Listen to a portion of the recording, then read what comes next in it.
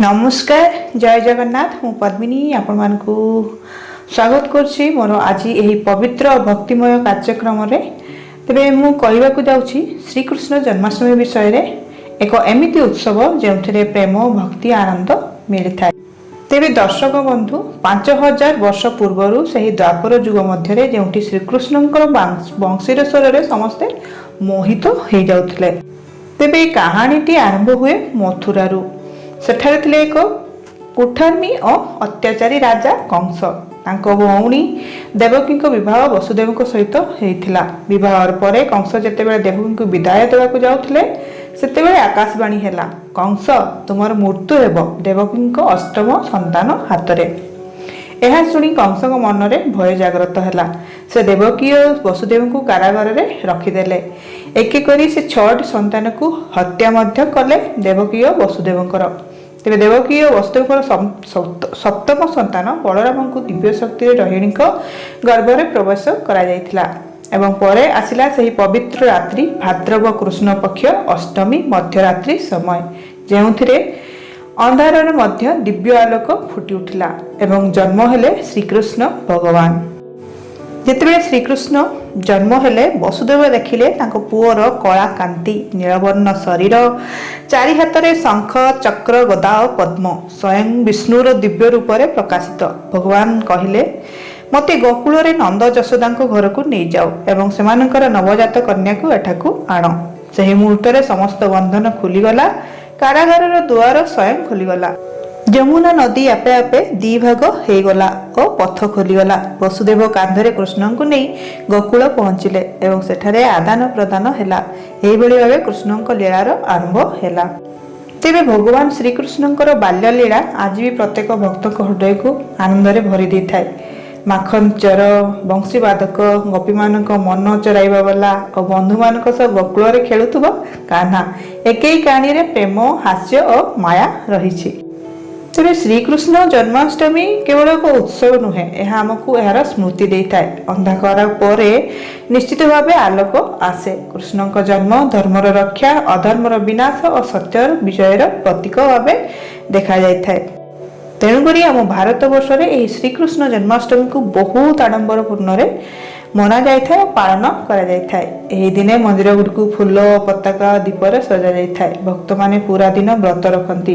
राति 12टारे कृष्ण जन्म महोत्सव पालन हुए। झूला नूतन वस्त्र मुकुट बंशी सजा जाए। भजन कीर्तन रासलीला और दहीहानी उत्सव परिवेश एकदम कंपी जाए।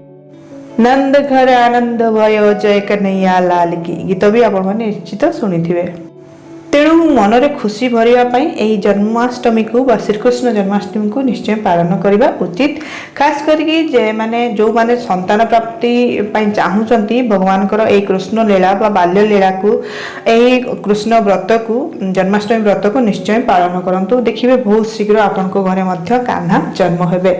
तेबे यही जन्माष्टमी रे आमे समस्ते प्रार्थना करिबा आमर जीवन रु अंधकार दूर होई प्रेम कृपा और शांतिर आलोक प्रसारित हो। किंतु एते सुंदर पर्व बा जन्माष्टमी व्रत को नेकी द्वंद्व रही। द्वंद्वटी होउछि 2025 रे श्रीकृष्ण जन्माष्टमी अगस्त 15 तारीख रे मानिबे ना 16 तारीख रे मानिबे। तेबे काहे कि 2 तारीख चलंतु जानिबा। जदि आमे आध्यात्मिक पंजिकार कारण बुझिबा ताले प्रथमे जानिबा श्रीकृष्ण जन्माष्टमी कौन। तेबे भाद्रव मासर कृष्ण पक्षर अष्टमी तिथि रे मध्यरात्रि समय रे द्वापर युगरे श्रीकृष्णଙ୍କର जन्म होइथिला। सेही दिन को प्रतिवर्ष भक्त माने व्रत पूजा कीर्तन उत्सव रे पालन करिथांती। एबे मुख्य प्रश्न होछि ए वर्ष 15 कि 16। तेबे देखंतु जन्माष्टमी रे तिथि निर्णय केवल इंग्रजी कैलेंडर रे दिन देखि करी हुए नहीं, बरं हिंदू पंजिका रे तिथि नक्षत्र और चंद्र स्थिति देखि करी करा जाय थाए। तेबे ए वर्ष अष्टमी तिथि 15 तारीख राति आरंभ हो 16 तारीख सकाळ पर्यंत रहिबो। तेणु 15 तारीख राति मध्यरात्रि जन्मोत्सव करने को किछि मंदिर संप्रदाय माने पालन करिवे। 16 तारीख सकाळ अष्टमी तिथि समाप्त हेबा पूर्व किछि संप्रदाय विशेषकर स्मार्त और अनुष्ठानीय परंपरा अनुसार पालन करुवा लोक माने याकू पालन करिवे। ତେବେ ସ୍ମାର୍ତ ଓ ବୈଷ୍ଣବ ପାଳନର ତଫାତ୍ ଆଉ ଏକ କାରଣ ସ୍ମାର୍ତ ଓ ବୈଷ୍ଣବ ପରମ୍ପରା ପାଳନରେ ତଫାତ୍ ହୋଇଥାଏ। କାରଣ ସ୍ମାର୍ତ ମାନେ ଅଷ୍ଟମୀ ତିଥିକୁ ପ୍ରାଧାନ୍ୟ ଦିଅନ୍ତି ଓ ବୈଷ୍ଣବ ମାନେ ରୋହିଣୀ ନକ୍ଷତ୍ର ସହିତ ଅଷ୍ଟମୀର ସଂଯୋଗକୁ ପ୍ରାଧାନ୍ୟ ଦେଇଥାନ୍ତି। ତେବେ ଏହି ବର୍ଷ 15 ତାରିଖରେ ରାତିରେ ଅଷ୍ଟମୀ ଓ ରୋହିଣୀର ଯୋଗ ହେବାରୁ ବୈଷ୍ଣବ ସମ୍ପ୍ରଦାୟ 15ରେ ପାଳନ କରୁଛନ୍ତି। 16 ତାରିଖର ସକାଳ ପର୍ଯ୍ୟନ୍ତ ଅଷ୍ଟମୀ ଥିବାରୁ ସ୍ମାର୍ତ ସମ୍ପ୍ରଦାୟ 16ରେ ପାଳନ କରିବେ। ତେବେ ଆପଣମାନେ କ'ଣ କରିବେ ବା ଆମେ କ'ଣ କରିବା? ତେବେ ଦେଖନ୍ତୁ ଆପଣଙ୍କ ପରିବାର ପରମ୍ପରା କ'ଣ କହୁଛି, ଆପଣଙ୍କ ଅଞ୍ଚଳର ମନ୍ଦିର କେବେ ପାଳନ କରୁଛି, ତା ଅନୁସାରେ ଆପଣ ବ୍ରତ ପୂଜା କରନ୍ତୁ। କେତେକ ଭକ୍ତ 15 ତାରିଖ ସନ୍ଧ୍ୟାରୁ ବ୍ରତ ଆରମ୍ଭ କରି 16 ତାରିଖ ପର୍ଯ୍ୟନ୍ତ ପାଳନ କରନ୍ତି। ଏହାକୁ 2 ଦିନିଆ ଉତ୍ସବ କୁହାଯାଇଥାଏ। ତାରିଖ କ'ଣ ହେଲା ତାହାଠାରୁ ବିଶେଷ ଆମର ଭକ୍ତି ପ୍ରେମ ଓ ସ୍ମରଣ, ଏହା ହିଁ କୃଷ୍ଣଙ୍କର ପ୍ରିୟ। ତେଣୁକରି ଯଦି ଆପଣ ଆପଣଙ୍କ ମନକୁ ନେଇକି ଭାବିବେ ଯେ ମୁଁ କୃଷ୍ଣଙ୍କୁ ପୂଜିବି, ତାହେଲେ ଆପଣ 15 ତାରିଖରେ କରନ୍ତୁ ବା 16 ତାରିଖରେ କରନ୍ତୁ, ଆପଣଙ୍କର ମନର ଭାବକୁ ଭଗବାନ କୃଷ୍ଣ ନିଶ୍ଚୟ ଶୁଣିବେ, ନିଶ୍ଚୟ ଦେଖିବେ, ନିଶ୍ଚୟ ବୁଝିବେ।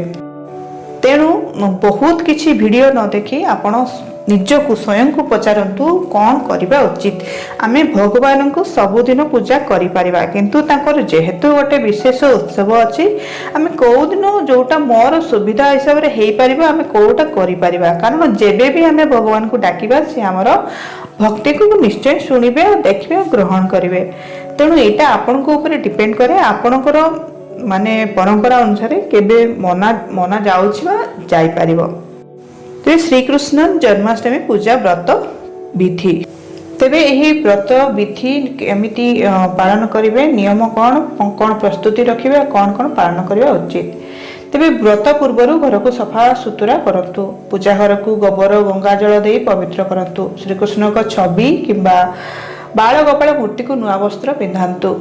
ପୂଜା ସାମଗ୍ରୀରେ ଫୁଲ, ତୁଳସୀ ପତ୍ର, ମଖନ, ଦହି, ମିଷ୍ଟି, ଧୂପ, ଦୀପ ଇତ୍ୟାଦି ସବୁ ପ୍ରସ୍ତୁତ କରି ଗୋଟେ ଥାଳିରେ ସଜାଡ଼ି ରଖନ୍ତୁ। ବ୍ରତ ଆରମ୍ଭ କେମିତି କରିବେ? ଜନ୍ମାଷ୍ଟମୀ ଦିନ ସକାଳୁ ସ୍ନାନ କରି ମୁଁ ଶ୍ରୀକୃଷ୍ଣଙ୍କ ପ୍ରସନ୍ନତା ପାଇଁ ବ୍ରତ କରୁଛି କହି ଏହାର ସଂକଳ୍ପ କରନ୍ତୁ।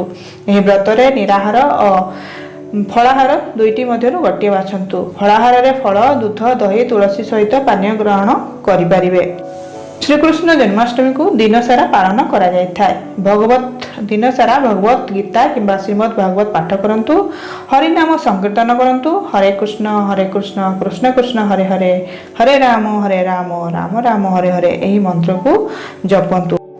ପୂଜା ଘରେ ଭଗବାନ ଶ୍ରୀକୃଷ୍ଣଙ୍କ ପାଖରେ ଘିଅ ଦୀପ ଜଳାଇ ରଖନ୍ତୁ। ତୁଳସୀ ପତ୍ର, ମଖନ, ମିଷ୍ଟି ଦେଇ ପ୍ରଭୁଙ୍କୁ ଭୋଗ ଦିଅନ୍ତୁ। ମଧ୍ୟରାତ୍ରି ପୂଜା କେମିତି କରିବେ? ତେବେ ଜନ୍ମାଷ୍ଟମୀର ପ୍ରମୁଖ ସମୟ ହେଉଛି ମଧ୍ୟରାତ୍ରି।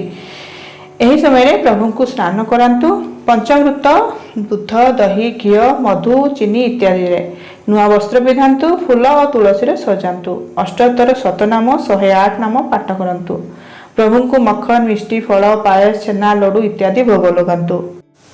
ରାତିସାରା ପୂଜା କଲା ପରେ ପରଦିନ ସକାଳ ଆରତି କରି ପ୍ରଭୁଙ୍କ ଭୋଗର ପ୍ରସାଦ ଭକ୍ତମାନଙ୍କୁ ବଣ୍ଟନ କରନ୍ତୁ। ତାପରେ ନିଜେ ପ୍ରସାଦ ଗ୍ରହଣ କରି ବ୍ରତକୁ ସମାପନ କରନ୍ତୁ। ତେବେ ବିଶେଷ ନିୟମ ରହୁଛି, ପିଆଜ, ରସୁଣ, ମାଂସ ମଦ୍ୟ ସମ୍ପୂର୍ଣ୍ଣ ବର୍ଜିତ କରନ୍ତୁ। କ୍ରୋଧ, ଅସତ୍ୟ, ଅନ୍ୟଙ୍କୁ ଅପମାନ କରିବା ସମ୍ପୂର୍ଣ୍ଣ ବର୍ଜନ କରନ୍ତୁ।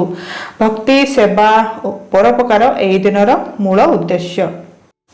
ଯେତେ ପରୋପକାର କରିବେ ସେତେ ଭଗବାନ ଆପଣଙ୍କର ମନକୁ ବୁଝିବେ, ଆପଣଙ୍କର ଭକ୍ତିକୁ ବୁଝିବେ। ତେଣୁକରି ଉପାସ ବ୍ରତ ଦିନ ନିଶ୍ଚିତ ଦାନ ଧର୍ମ କରନ୍ତୁ ଓ ଅନ୍ୟର ସାହାଯ୍ୟ କରନ୍ତୁ। ତାହେଲେ ଏହା ହିଁ ହେଉଛି ଶ୍ରୀକୃଷ୍ଣ ଜନ୍ମାଷ୍ଟମୀ ବ୍ରତବିଧି। ଭକ୍ତି ସହିତ କଲେ ପ୍ରଭୁ ଶ୍ରୀକୃଷ୍ଣଙ୍କ କୃପା ଆପଣ ନିଶ୍ଚୟ ପ୍ରାପ୍ତ ହେବ। ଜୟ ଶ୍ରୀକୃଷ୍ଣ, ରାଧେ ରାଧେ। ଯଦି ଆପଣଙ୍କୁ ଭିଡ଼ିଓ ଭଲ ଲାଗିଲା ତାହେଲେ ଚ୍ୟାନେଲକୁ ସବସ୍କ୍ରାଇବ୍ କରିବେ। ନମସ୍କାର, ଜୟ ଜଗନ୍ନାଥ।